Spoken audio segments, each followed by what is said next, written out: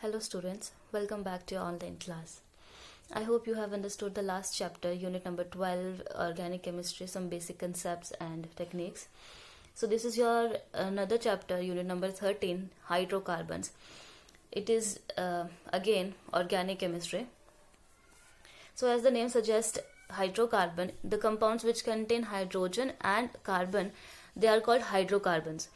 They are further divided into some categories as saturated hydrocarbons, unsaturated hydrocarbons and aromatic hydrocarbons. Saturated hydrocarbons जिनमें कोई भी double bond नहीं होगा, सिर्फ single bond होंगे कार्बन के बीच और मैक्सिमम नंबर ऑफ हाइड्रोजन्स होंगे, इसीलिए वो सैचुरेटेड होंगे. सेकेंड इज योर अनसैचुरेटेड, यानी कि कार्बन और कार्बन के बीच में मल्टीपल बॉन्ड्स होंगे, चाहे वो डबल बॉन्ड हो चाहे ट्रिपल बॉन्ड हो, और उसमें number of hydrogen atoms maximum नहीं रहेंगे क्योंकि डबल बॉन्ड फॉर्म हो गया तो एक एक हाइड्रोजन दोनों कार्बन से कम हो जाएगा. So that is why it is unsaturated. Then third is your aromatic hydrocarbons. Aromatic hydrocarbons वो होंगे जिनमें एटलीस्ट एक बेंजीन रिंग हो. बेंजीन रिंग यानी इस तरह की रिंग. तो जिसमें भी ये रिंग आपके पास हेक्सागोनल रिंग होगी, 6 कार्बन एटम्स होंगे और अल्टरनेट डबल बॉन्ड्स होंगे, that is your benzene ring. और ऐसे कंपाउंड्स चाहे जो टॉल्विन हो, इथाइल बेंजीन हो, जाइलीन हो, नेफ्थलीन हो, ये सभी जो हैं वो एरोमेटिक कंपाउंड्स होंगे, एरोमेटिक हाइड्रोकार्बन्स होंगे. So this is the basic classification of this hydrocarbons. Firstly, we have now there is also some terms used as alkane and alkene and alkyne. Three terms are used in this hydrocarbon. Alkane जिसमें सिर्फ single bond होंगे, alkene जिसमें double bond होंगे, alkyne जिसमें triple bond होंगे. So firstly we have alkanes. Alkanes जिसमें सिर्फ single bond ही होंगे. इसका जनरल फॉर्मूला होता है CnH2n+2. ये इनकी नोमेनक्लेचर आपको मैंने पहले भी करवाई है लास्ट चैप्टर में. IUPAC नेमिंग कैसे करनी है इनकी, ये सेम वैसे ही हैं. जो इसमें इंपॉर्टेंट चीज है एक्सप्लेनेशन लाइक वो है इसकी preparation. So let's come to the main topic, that is preparation of alkenes. इससे पहले जो टॉपिक्स है वो नोमेनक्लेचर ही है उसके, और वो सेम ही है जो आपने और यूनिट 12 में किए हैं. सेम मेथड यूज किया जाएगा, लेकिन आप प्रैक्टिस जरूर करना उनके नेमिंग की. हम डायरेक्टली आते हैं टॉपिक पर, प्रिपरेशन ऑफ एल्केन्स. एल्केन्स जो है आपके प्रिपेयर कैसे किए जाते हैं. तो first method is from unsaturated hydrocarbon. HC stands for hydrocarbon. Unsaturated hydrocarbon, unsaturated वो भी हो सकता है जिसमें डबल बॉन्ड हो या ट्रिपल बॉन्ड हो, दोनों ही अनसैचुरेटेड होंगे.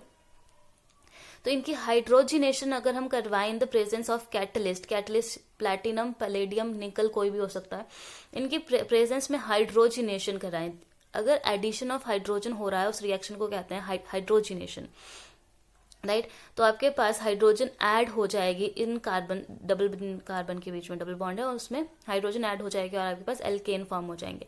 सिमिलरली आपके पास अगर ट्रिपल बॉन्ड है तो आपके पास हाइड्रोजिनेशन करवाएंगे तो हाइड्रोजन का जो अमाउंट है वो ज्यादा लगेगा. इस एल्काइंस के केस में 2 moles of hydrogen gas use होगा, इसके केस में 1. तो आपके पास फॉर्म होंगे एल्केन ही. यहाँ जो ये R यूज किया जा रहा है ये कोई भी ग्रुप है, अगर आपके पास ये R रिप्लेस करके आप H लगा दे दोनों तरफ तो आपके पास ये इथीन बन जाएगा क्योंकि 2 नंबर ऑफ कार्बन एटम्स है आपके पास. अगर आप यहाँ पर CH3 और यहाँ पर भी CH3 ग्रुप लगा दें तो आपके पास 3 कार्बन हो जाएंगे, 1 2 3 4. तो ये आपके पास ब्यूटाइन फॉर्म हो जाएगा. ये R एक जनरल ग्रुप के लिए लगाया जाता है कि आप यहाँ पर कोई भी ग्रुप लगा सकते हैं, जनरलाइज करने के लिए R यूज किया जाता है.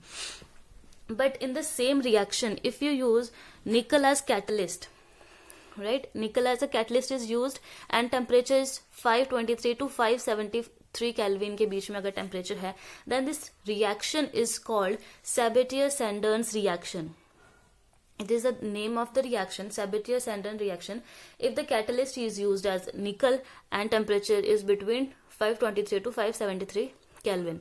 But if the same reaction is carried out but palladium or platinum is used as the catalyst, then this reaction is not called Sabatier-Sanders reaction, but it is just called hydrogenation of this unsaturated hydrocarbon. या फिर catalytic hydrogenation कहा जाएगा इसे, क्योंकि ये catalyst के presence में हो रहा है. इसका एक ड्रॉबैक है, that is your methane can not be prepared with this method. Methane इसीलिए फॉर्म नहीं हो सकता क्योंकि आपके पास अनसैचुरेटेड जो कंपाउंड होंगे वो मिनिमम नंबर ऑफ कार्बन उसमें 2 होंगे। डबल बॉन्ड तभी फॉर्म होगा अगर 2 कार्बन एटम हो, या ट्रिपल बॉन्ड भी तभी फॉर्म होगा जब 2 कार्बन एटम हो।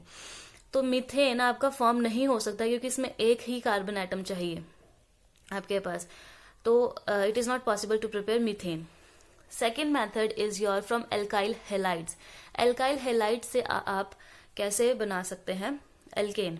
एल्काइल हेलाइड्स यानी कि एक एल्काइल ग्रुप ही होगा आपके पास और हेलाइड्स लगे होंगे उसके साथ, आयोडीन हो, चाहे ब्रोमीन हो, क्लोरीन हो, फ्लोरीन हो, ये हेलोजन ग्रुप एक लगा होगा एल्केन के साथ, that is your alkyl halides. तो when alkyl halide is treated with sodium in presence of dry ether, symmetric alkane is formed. This symmetric alkane is formed with twice the number of carbon atoms in the alkyl halide. आपके पास जो भी alkyl halide है उसे आप sodium metal के साथ dry ether की presence में रिएक्ट करवाएंगे तो आपके पास दिस विल गेट एलिमिनेटेड और इन दोनों को कंबाइन करके आपके पास एल्केन फॉर्म हो जाएगा।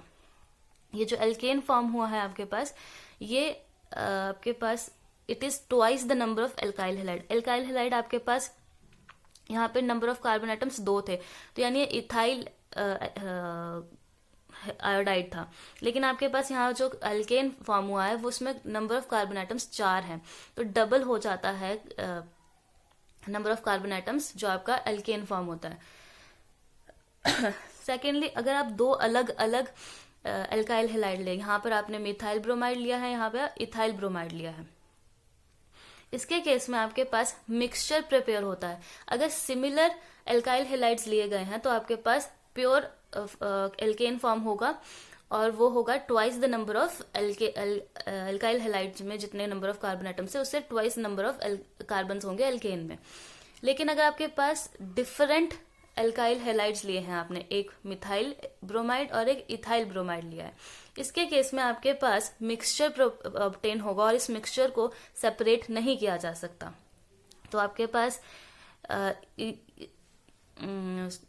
इन दोनों के कॉम्बिनेशन से मिक्सचर प्रिपेयर होगा, इथेन का, प्रोपेन का और ब्यूटेन का, ये मिक्सचर फॉर्म होगा आपके पास। और यही एक इसका ड्रॉबैक भी है वुड्स रिएक्शन का। This reaction is called Wurtz reaction and Wurtz reaction का ये एक बहुत बड़ा ड्रॉबैक है कि इससे pure alkane of odd number of carbon atoms नहीं प्रिपेयर किए जा सकते। इस रिएक्शन में आपके पास odd number of carbon atom का एल्केन फॉर्म होना था, 2 कार्बन एटम ये और एक ये, प्रोपेन फॉर्म हो सकता था जो हुआ भी है, तो उसके साथ मिक्सचर में इथेन और ब्यूटेन भी फॉर्म हुए और इन्हें सेपरेट नहीं किया जा सकता। तो दिस इज द ड्रॉबैक कि pure alkane of odd number of carbon atoms नहीं प्रिपेयर कर सकते वुड्स रिएक्शन से। And this drawback of Wurtz reaction is overcome with this reaction, Corey House reaction. Corey House reaction में आपके पास एल्काइल हेलाइड को आप पहले ट्रीट करते हैं लिथियम मेटल के साथ in the presence of dry ether. तो लिथियम मेटल के साथ जब आपने ट्रीट करवाया तो आपके पास एल्काइल लिथियम फॉर्म होता है। एल्काइल लिथियम फॉर्म होने के बाद उसे आप क्यूप्रस आयोडाइड के साथ रिएक्ट करवाते हैं और फिर उसके बाद जो आपके पास फॉर्म होता है वो होता है लिथियम डाई एल्काइल कॉपर। इसको जब आप फर्दर ट्रीट करते हैं तो आपके पास फॉर्म हो जाता है एल्केन, और ये जो एल्केन है ये odd number of carbon atoms के साथ भी फॉर्म किया जा सकता है और इसमें जो अमाउंट है वो अच्छा खासा फॉर्म होता है जो कि वुड्स रिएक्शन में नहीं होता था क्योंकि उसमें मिक्सचर प्रिपेयर होता है। लेकिन यहाँ पर मिक्सचर नहीं प्रिपेयर होगा, आप प्योर एल्केन फॉर्म कर सकते हैं odd number of carbon atoms के साथ। For example you have this reaction,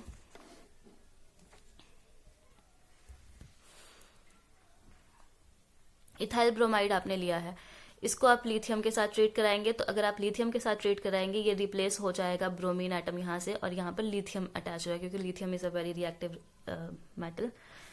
so lithium आपके पास एल्काइल लिथियम फॉर्म हो जाएगा। Now this is treated with cuprous iodide. Cuprous iodide के साथ ये फॉर्म करेगा लिथियम डाई इथाइल कॉपर। अब यहाँ पर इथाइल ग्रुप है इसलिए डाई इथाइल, अगर यहाँ पे प्रोपाइल होता तो lithium di propyl copper form होता। And this is again treated with the same ethyl bromide, जो आपने एल्काइल हैलाइड लिया था उसके साथ ही दोबारा ट्रीट करके आपके पास n pentane and ethyl copper भी फॉर्म हो जाता है। और जो ये है एन पेंटेन, ये नंबर ऑफ कार्बन एटम इसमें 5 है, यानी कि odd number of carbon atom का एल्केन आप इस मेथड से, कोरे हाउस मेथड से प्रिपेयर कर सकते हैं। Next and very important reaction is with Grignard reagent. Grignard reagent is this method is used for the again preparation of alkane. इसके केस में alkyl halides is treated with magnesium metal in the presence of dry ether to form alkyl magnesium halide. This alkyl magnesium halide is called Grignard reagent. This reagent is very reactive and in the presence of water or alcohol it decomposes to give alkane. So if we have ethyl bromide, it is treated with magnesium in the presence of dry ether. This is formed, ethyl magnesium bromide is formed and this is called Grignard reagent. सिर्फ ethyl जरूरी नहीं है, यहाँ पर ethyl bromide ही हो, यहाँ पे आप प्रोपाइल ब्रोमाइड ले सकते हैं, कोई भी एल्काइल हेलाइड ले सकते हैं. It is when treated with magnesium, alkyl magnesium halide is formed and that alkyl magnesium halide is called Grignard reagent. In the presence of water or alcohol, it decomposes to corresponding alkane. अगर यहाँ पर आपके पास ethyl group था तो आपके पास ethane form होगा, propyl group होता तो प्रोपेन फॉर्म होता, कॉरस्पॉन्डिंग एल्केन आपके पास फॉर्म हो जाता है ग्रिग्नार्ड रिएजेंट के हेल्प से. So the next method of preparation of alkane is from hydroxyl acids. इसके 3 मेथड्स हैं, डीकार्बोक्सिलेशन, इलेक्ट्रोलिसिस और रिडक्शन. इन तीनों के केस में आपके पास कार्बोक्सिलिक ग्रुप होना चाहिए. Firstly you have decarboxylation. इसके केस में आपके पास sodium salt of carboxylic acid या फिर potassium salt of carboxylic acid होना चाहिए. It is treated with sodium hydroxide to form corresponding alkane, but in this case decarboxylation के केस में आपके पास carbon dioxide is released, right. So जो आपके पास एल्केन फॉर्म होगा उसमें एक कार्बन एटम लेस होगा as compared to the reactant used. यहाँ पर R जो है, R के पास कोई एल्काइल ग्रुप है जिसमें ऑब्वियसली कार्बन एटम्स होंगे, और COONA. This COONA is combined with this NaO to form Na2CO3. तो जो आपके पास एल्केन फॉर्म हुआ, यहाँ पर एक कार्बन एटम जो ये था ये नहीं आएगा. So that is why alkane is formed with 1 carbon atom less. Second is your electrolysis. This method is also called Kolbe's reaction. Just like Wurtz reaction, Kolbe reaction में भी एक ड्रॉबैक है कि इसमें मीथेन नहीं प्रिपेयर किया जा सकता, और अगर मीथेन प्रिपेयर नहीं किया जा सकता तो it is well understood that जो odd number of carbon atom के एल्केन होंगे वो भी प्रिपेयर नहीं किए जा सकते. सो कोल्बे रिएक्शन और वुड्स रिएक्शन दोनों ऐसे रिएक्शन है जो एल्केन तो फॉर्म करते हैं बट उससे हम odd number of carbon atom वाले एल्केन नहीं प्रिपेयर कर सकते. जैसे मीथेन हो गया, प्रोपेन हो गया, पेंटेन हो गया, और नंबर वाले कार्बन एटम्स का एल्केन नहीं प्रिपेयर किया जा सकते. सो इलेक्ट्रोलिसिस करवाई जाएगी आपके पास. सो यहाँ पे भी अगेन पोटेशियम सॉल्ट की जगह अगर आप सोडियम सॉल्ट भी ले तो भी चलेगा. कार्बोक्सिलिक ग्रुप का कोई भी सॉल्ट, पोटेशियम सॉल्ट या सोडियम सॉल्ट होना चाहिए. इसका इलेक्ट्रोलिसिस करवाएंगे. इलेक्ट्रोलिसिस वही है जो एक रिएक्शन ऑक्सीडेशन की एनोड पर होगी, रिडक्शन की एनोड पर होगी, सॉरी कैथोड पर होगी.